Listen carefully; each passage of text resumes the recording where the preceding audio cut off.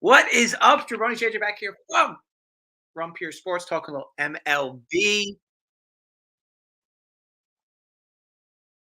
I was wondering why I had like the playback. I had the YouTube video up on another page. Tough scene, tough scene. But look, beautiful out here. It's at least on the Northeast it is. I hope everybody is enjoying the weather.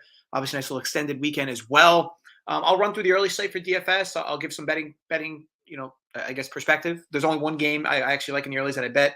I bet two games later at night. So I'll run through the DFS slate because obviously we're on the DFS channel. So I'll give some takes there, and then I will give some bets that I like for the later games, along with the one game that I do like for this slate. So yeah, we'll just try to dive right in, make this short and sweet, I guess. Just a quick shout, Jason, Maddie, Tank, Stoner, love you guys. Yes, beautiful day. Traveling from Louisville to Erie today. Can't do the reach for afternoon games. You're the man. Yeah, I got you, Jason. I got you.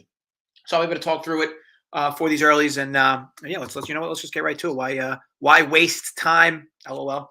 My camera's so like close up. All right, as you can see, I'm already getting a little sunburn. Face is a little red. I don't know if you guys can tell. What's up, Nick? But we're here. We're here. Sunny, yeah, sunny indeed. At least you know what it is. The more tan you get, the whiter your teeth look. I mean, my teeth are not nearly as white, but they look sparkly, which is what matters. All right, so let's talk. Let's dive right in. Why don't we? Also, folks, like the video. I know some of you folks will scatter in and out. Some of you won't like the video. Some of you won't even make a comment. That's cool. You could be a weird clinger that doesn't even say hello. But either way, we don't judge here. Judge free zone.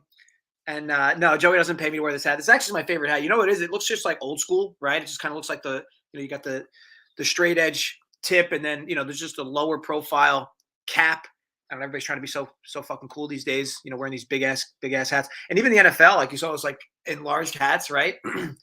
Yeah, not really my speed. But no, I do like this hat. Joey doesn't pay me to wear it. Now, granted, I could have bought this hat in any other team, to be honest, and I'd probably wear it all the time because I just happen to like like how it looks. All right, so first game up, we got a few 1 o'clocks, 1, 2 o'clock, and the rest are 4s. So as you're building lineups today, just keep in mind, you really only need to worry about those first 2 games, and then even the third game if it really matters. And ultimately, you could just kind of build your lineups after 2 o'clock if you really wanted to, if you were just going to completely fade these games. But Yankees, San Diego, Sevy's on the hill, minus 155, totals 8.5. Very warm here in New York. So maybe you get some carry on the ball, but a decent pitching matchup. I'm not a Michael Wacha guy, but I know he's pitched okay this year. I will say though that Severino, off of his first start last time out, he went 75 pitches. To me, he's unplayable in DFS. I get it. Maybe on a different slate. There's just so many pitching options, in my opinion, on this slate. So to me, he's unplayable. Does not necessarily mean that you can't play him. I'm just telling you, he's not in my pools. Again, I worry about the upside, right? He's facing a tough lineup. Sure, he can pitch really well, but you also know he's probably not going to go more than 80 pitches too. And again, it's not like you're getting him for a super cheap discount. He's still 7K. So I don't love the spot for him. Maybe he'll see 10% ownership, maybe. But yeah, easy fade spot for me with both pitchers in this game. As for the bats, the Yanks bats figure to be somewhat popular. Judge, maybe one of the higher owned guys in the slate, but that's like not abnormal. The good thing with the Yankees is this lineup is so concentrated. You can just fade everything in the back. Connor Falefa, Cabrera, Higashioka, and Volpe. Now, the reason, like, to me, it's like, if you're playing cash, sure, feel free to, I guess, mix and match, whatever. But for tournaments, these guys just really lack upside. But you can, of course, target the first 5 guys in this lineup. LeMahieu and Bader, if you're really looking to get cheap options that are at least relevant, you could pair them. I'm going to have some Judge today. I'm probably going to be ready to bet ownership, call it 20%. I feel like he's just a tough guy to want to fade slate after slate. Now, granted, 6,300 is not getting him for a discount. But, there is enough money to go around today, especially with how the pitching lines up. As far as betting, nothing I love in this game. And again, it feels like the Yankees always happen to magically get this 1 o'clock slot. I don't know if that's lucky them or unlucky them, but I think this line's relatively fair. I think you get a decent performance. If you get a decent performance out of Sevy, this line makes a ton of sense. He's a little volatile though, but I did look really good last start out. All right, so next game up, Tigers White Sox. So Tigers a small favorite behind Lorenzen. Jesse Schultz, call a glorified relief pitcher, cheapest guy in the slate today. No Schultz for me. I get it. I guess if you really want to pair a super cheap guy that's got some upside for the price, sure. But I'll be honest, like Lorenzen, I really like this dude today. Now I'm looking at ownership for him like 6% ish, maybe less. Um, I'll be honest. I really like him on this slate. Now I don't like him where like I'm telling you lock him in. But when you talk price per dollar, the betting metrics around him today just looks really good. Like to me, it's a good spot for Lorenzen, especially at his price. Again, you don't need him to do much at 6,800. I'll talk on a guy a little cheaper that I like even more than him in this range. But to me, my pitching as far as the arms I threw out today, I think I only have a total of 6 arms in my pool. One, either 5 or 6 doesn't really matter. But he's definitely in there. I'm going to be probably 3 times the overweight on him, especially if he's 6%. I am going to have 3 or 4 lineups with Lorenzen. I just think it's a good spot. I look at this lineup for the White Sox, and Lorenzen's typically decent against right-handed bats, and nothing in the middle of the bottom of that lineup bothers me. So yeah, I just think at the price, you just don't need him to do a lot today. So I do like targeting Lorenzen a bit. As far as the sticks in this game, look, the total's decent, right? Was it 8.5? So I can't mind it. I can't mind you even saying you want to take guys in the White Sox to target Lorenzen. But I think that some of the Tigers bats are in good spots as well. I don't trust Schultz at all, and they're super cheap. So if you happen to do a big pairing where you're playing, Houston's starter, I can't think of his name off the top of my head, Valdez, if you're paying for him at 10-7, and you're pairing him with, one of the chalkier guys like Burns or Castillo, you're going to have to find cheap pieces somewhere. I do think the Tigers aren't a bad option there. Call it a mini stack, especially at the top of that lineup. So let's, so where does that put us? But as far as betting wise, nothing I really like in this game. I call it I'll lean Lorenzen because I think he's the better arm, but the Tigers don't have the better lineup. So, so either way, it becomes a pass for me. Now, Twins, Blue Jays, Pablo Lopez, Chris Bassett. Kind of an interesting pitching matchup here, right? Lopez coming off a decent start, and I know that he's often a guy you like to target when he's home, right? And here we are, he's home. So the problem is for me in relation to upside on this slate, I'm just not getting to Pablo Lopez. Now, granted, not saying he's a bad play. If you like him and I mean he's priced well, so I mean you can fit him in for sure. He's back to being priced where he should be. He went a little bit in that 10K area, but finally dropped down. Now the other thing with Pablo is he's really good against right-handed bats, right? So you look at this lineup for Toronto and it's mostly right-handed bats, the ones that usually scare you. I just think it's, again, on this slate, it's just hard for me to get to Pablo Lopez. He's going to see about 15 to 20% ownership today-ish. So he's a good pivot off the chalkier options. But again, I'm just not getting there. I just think, first of all, he's a guy that tends to get himself into walk trouble against difficult lineups. The pitch count tends to pile up. He's typically reliable for 6 innings, but even in this spot, 6 innings, I think would be a huge win if you get 6 innings out of him today.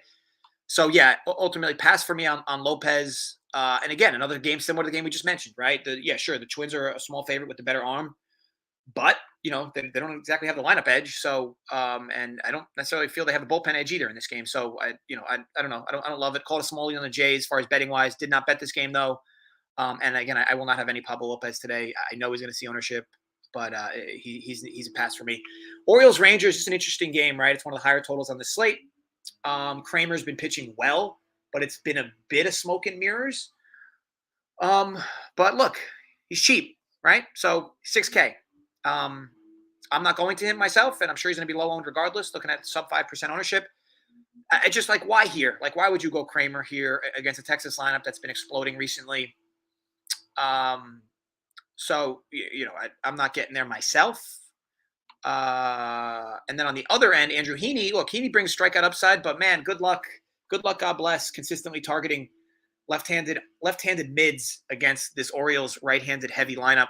Now, granted, their lineup's not officially out yet, but I don't really think that matters. There's going to be heavy right-handed sticks against Heaney here. Heaney, another guy that left the Dodgers system. He's been pitching okay, right? Not bad, but not exactly my cup of tea for this slate. And then even his price. I mean, what is he? I mean, Heaney's 75 on this slate. To me, that's ridiculous. I guess, sure, you want a pivot with upside because Heaney definitely has the K upside. But man, a guy that barely ever gets through 6 innings. Barely ever gets through 7 innings, excuse me. Been pitching well, though, and his price dips a bit. But man, I don't like this matchup at all for him. And so, yeah, pass for me on him. I guess a pivot if you think so, but again, he's just not getting there for me. Athletics, Astros. As far as betting wise, I don't have any strong take there. I know my dad gave you guys out the first half over or full game over yesterday, and Rangers Orioles didn't really matter. The full game went over in the third inning, so good call by him. Hope you guys tailed that. We did that on this channel, so hopefully you guys tailed it. Astros Athletics. So Framber Valdez today, right? If there wasn't so many cheap options, Framber Valdez would be a lock and load on this slate. But because there's so many cheap options or cheaper options, we'll call them cost effective to be diplomatic or politically correct. But yeah, I'm gonna be right at ownership weight with Valdez. I'm seeing about 26% ish, I think, 25% ish. Sorry if you hear the lawn mowing in the background. Lawn's getting mowed today. It's not me, and that's what matters.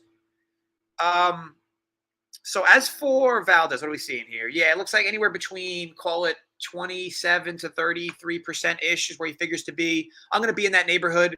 I'm not going to go overweight. I'm not going to go underweight. I don't want Valdez to ruin my day today if he decides to just crush it against Oakland like he did in his last start.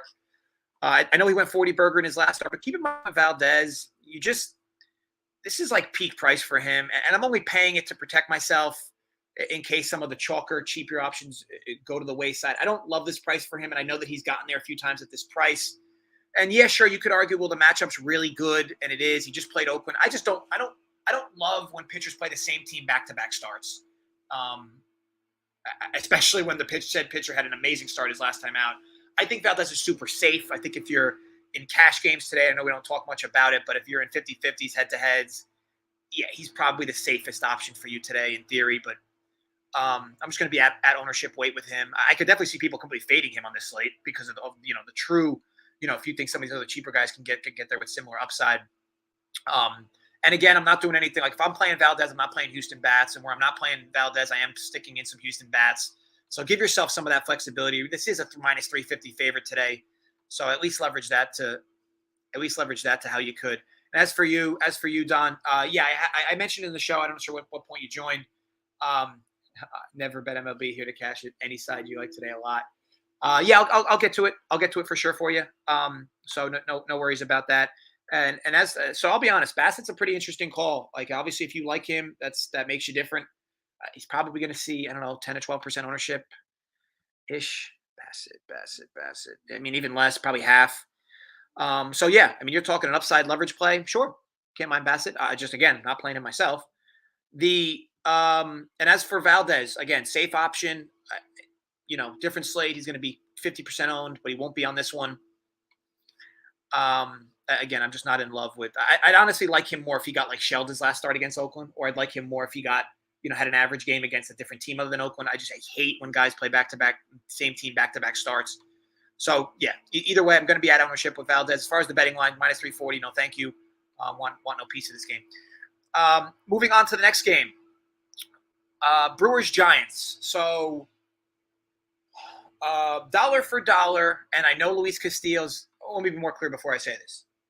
Pound for pound on this entire slate, when you take into account ownership, when you take into account price, when you take into account upside, to me, Corbin Burnes is the best play on this slate. Now, I only say that because Luis Castillo is going to basically see about double the ownership of Corbin Burnes, or at least should.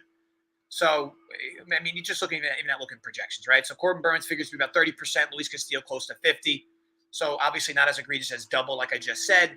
But when you take that into account, to me, both pitchers have very similar upside today. And one pitcher is going to be 15 to 20% higher owned than the other. So to me, that makes Corbin Burnes pound for pound the best pitcher on the slate. Now, granted, Castillo could outscore him. Castillo will just be higher owned. So again, I'm using the whole full 360 for you for that.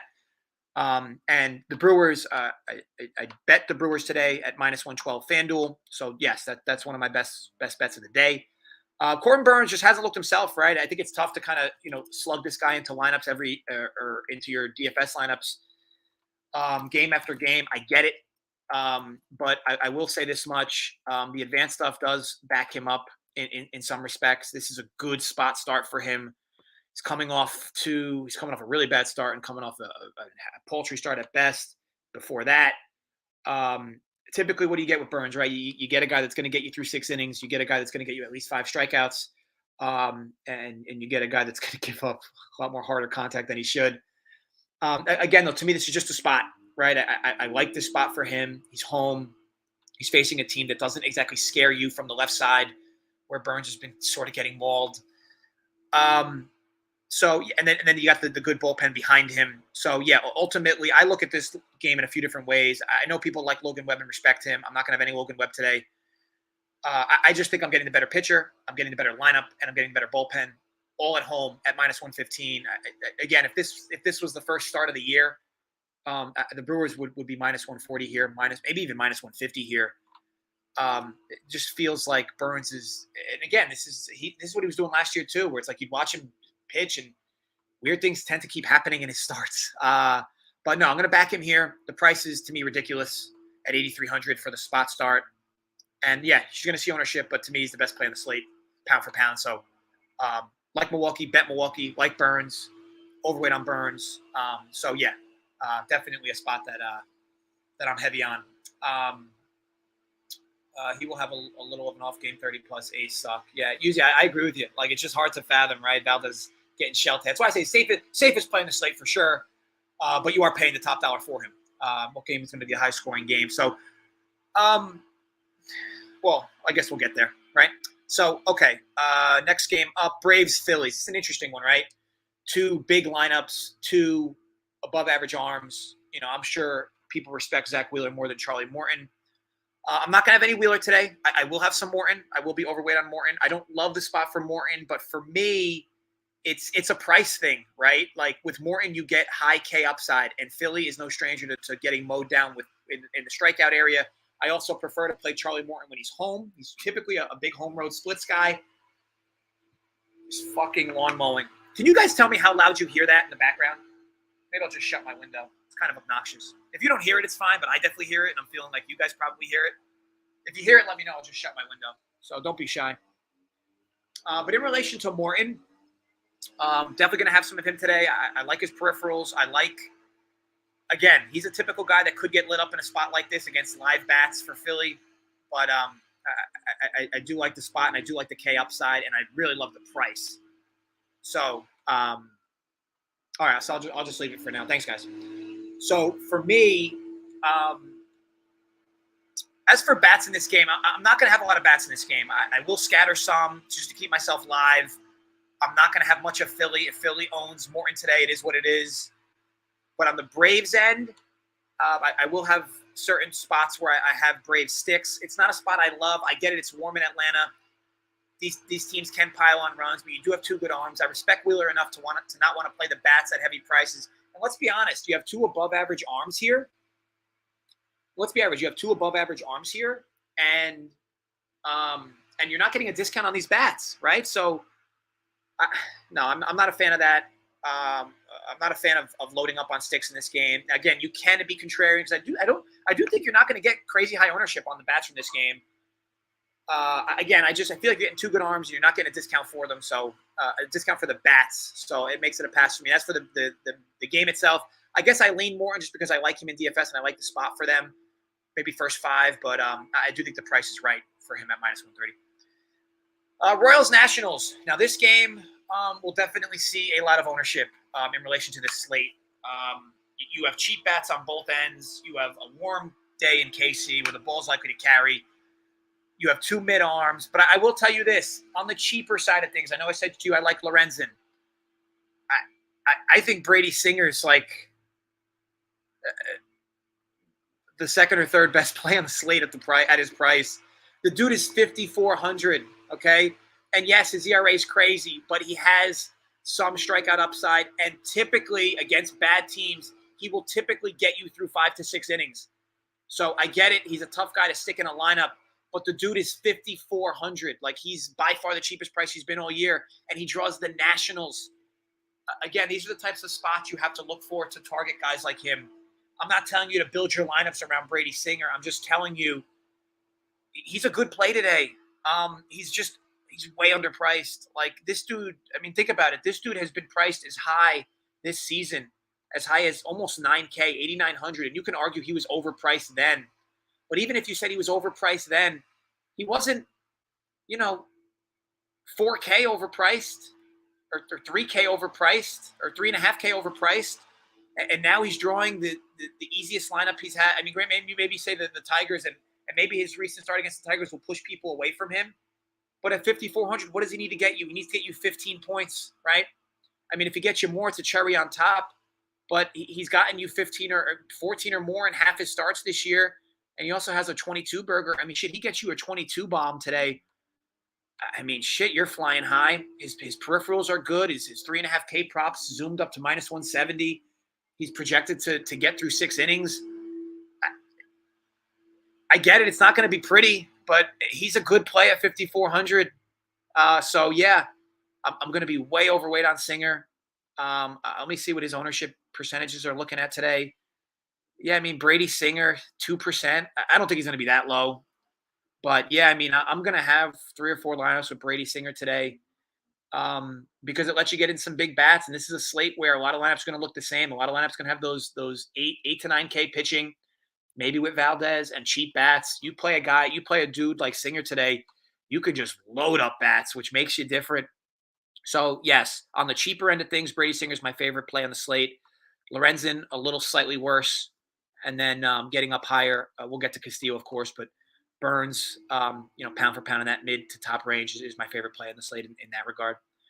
All right, so as far as totals for this runs, right? I mean, yeah, I'm going to have mix and matching of stacks in this game, more towards the top middle. I don't love the bottoms of these lineups, but, it's going to be a popular game of stack, right? So you're not going to be on an island doing it either. So just keep that in mind. But, yes, runs in this game, very popular game from a bats perspective. So, yeah, mix and match for sure. Rays, Dodgers, Tyler Glasnow making his appearance. He's had 4 great starts in rehab, which makes you think he might be in for a really good season if he can stay healthy. That's the big piece of it, though, right? Him staying healthy. I think he's unplayable in DFS today. I think that at 8,600 with the options around him, like you're going to be on a pitch count, figure about at least 70 or 80. He's facing the Dodgers. It's just not a great spot for him. And not that he's going to see a lot of ownership anyway. Kershaw's a complete fade for me. Dude's 9,500, which some could argue he's cheap for his upside. I don't, on the road against the best hitting team this season in baseball. I don't know. Pass for me, especially on a slate like this with all this pitching options. He could get there, of course, but not my cup of tea. Bats wise, I will mix and match some very few cheap bats on the Rays. I will not play Dodgers bats. I have too much respect for Glasnow, and you're not getting these guys at a discount either.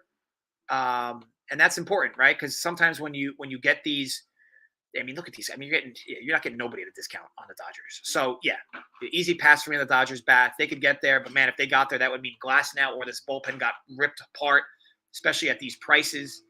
So easy pass for me as for the game goes. Betting wise, yes, another pass for me. I think there's too much.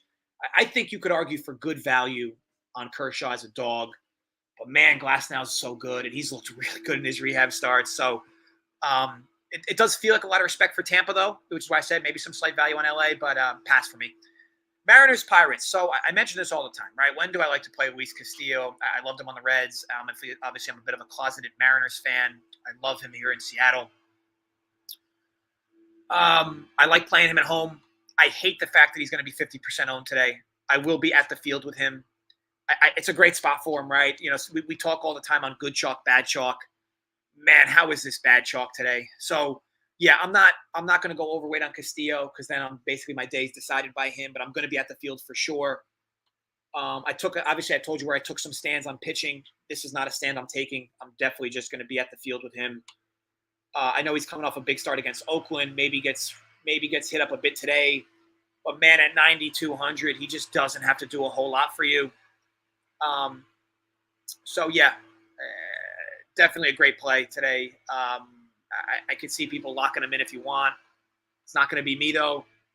And Velasquez is such a mutt on the road. It's just such a good spot for Seattle. I will tell you this: if you don't play Castillo, I would play a few bats from the Mariners in the lineups that you don't, because Velasquez is just not a great pitcher on the road, and I don't trust what I've been seeing out of him either. I know he's had actually a decent season thus far, but all his velo, everything is the same at what it was a year before or years before, and he's just such a mid pitcher. So yeah, I know his ERA is 3 now. I don't expect that to remain. So yeah, no Velasquez for me. Not that he's going to be played anyway. And I'll be at the field on Castillo.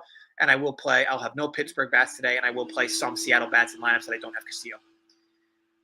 Last and final game. Oh, no, that was the final game. Wow. Look at that. Fucking blasted through that slate.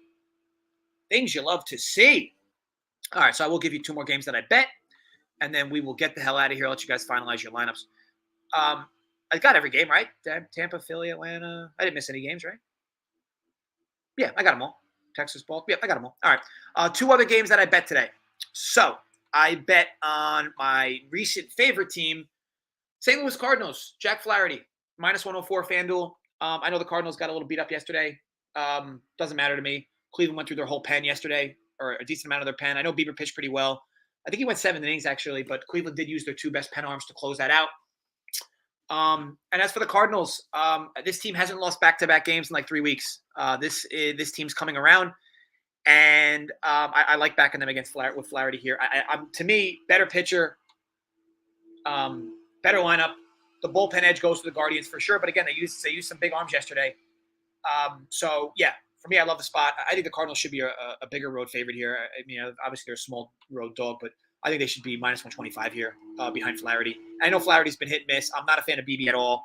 So to me, that's completely fine. I don't really care how well he's looked in the small sample and how bad Flaherty's looked. Flaherty will come around. He's too good of a pitcher not to. And I love the spot behind the Cardinals here. So yeah, I fired on them. The other game I bet was a total. I bet the over in the Rockies game. It was 11 -120. I will be honest. If you took Justin Verlander's name off of Justin Verlander's stats, okay, Jay, I'll get to that question in a second. If you take Justin Verlander's name off of Justin Verlander's stats, like stick some random dude in those stats, this line is 12 today. This line is 11 because Justin Verlander's in the game starting, and the Mets are going to be a huge road favorite because of it. And if you look at Verlander's peripherals, like the dude hasn't looked like himself. He's not striking out nearly as many as he could or he was. He's walking more than he should. He's giving up a lot more hard contact than he should be. Line drive rate's higher than it's been in years. I'm not in love with Verlander this year yet. Granted, he could come around. But he's getting older, and Rockies at home are live sticks. I think they poke him for a few. And Chase Anderson, you want to talk about smoke and mirrors. This dude, for the last, 3 straight seasons, has had an ERA over 5, and now he's throwing a few decent starts, and he's got a low ERA in the 1. To me, this is a game that makes sense for a lot of foot traffic. I don't trust either bullpen. Mets are a mid bullpen. The Rockies are a bottom 10 bullpen. Even if Verlander eats innings, I don't expect Chase Anderson to eat innings, but even if Verlander does, to me, and again, it's not going to be super warm in Colorado, but this handicap is all around the fact that this is a lot of respect for Verlander. And I'm not even talking from the winning perspective because I do think the Mets should be big favorites in the road against the Rockies regardless of who they're trotting out there. But it's just a lot of respect to me. This line should be 11.5, 12. So, yeah, I fired on that over. Verlander throws a gem, he throws a gem, but I just think he's been half of the individual he's been previous years. So it becomes an easy spot for me to target. Now, why Seattle bats without Castillo? Both too chalky, you think? I don't know. I mean, Seattle bats really that chalky today? I don't think they would be, but let me see. Yeah, I mean, they're not going to be super chalky today. I'm looking at everybody on this lineup's going to be sub less than 10% owned, maybe 8% owned less than. So to answer your question, KJ, why Seattle bats both too chalky? I don't think Seattle's chalky bats at all today. I think people are going to play Castillo at a high rate, and in tournaments, typically there's rules from the optimizer end of things that people make that you just don't end up having more than 2 or 3 bats maximum from the same team with the same pitcher. Most people even create rules where they don't have any bats from the Seattle end. And I just think for somebody like me who doesn't trust Vince Velasquez at all, if you're not going to play Castillo, but you think Seattle's going to win, don't you think Seattle's bats are going to get there? So, yeah. Wasn't entirely sure if they were chalky at all. Probably too big of a slate for anything to be too chalky. Yeah, I mean, it kind of is too big of a slate for things to be too chalky, so I agree with you there. But I think you're safe to play Seattle bats today. Now, granted, you could be super different where you play Castillo and Seattle bats. You do that, you're definitely going to be different because not a lot of people are going to be doing that for sure. What's up, Yeezy? What's up, Brad? So yeah, I mean that goes through the slate. I gave you 3 best bets I made. I walked through, kind of where I'm targeting for pitching today. Talked a little bit on the sticks. I didn't go too much into it because I think that there's a lot of variance to them. I'm going to mix and match a lot of different sticks today with the pitching I mentioned. That's more concentrated, and we'll go from there. But look, with all that said, I appreciate you guys. Probably over 100 of you watching for some time now. I know we're down about 85. Please like the video if you haven't already. I will be back tomorrow with Joey Work, Holden, Gary, talking a little more DFS, more bets for baseball, and then back with NASCAR. Big race at 6 o'clock tomorrow night, and huge DFS pools in NASCAR tomorrow as well. So, look forward to that. But yes, beautiful weather here. Hopefully it's beautiful wherever you guys are. Enjoy the weather. Enjoy the holiday weekend. Stay safe. Spend some time with family and friends, right? Put the phones away. I feel like that's a lost art these days as well. But yes, all things considered, thanks guys for tuning in. And I'll see you guys tomorrow. All right, Rum Pure.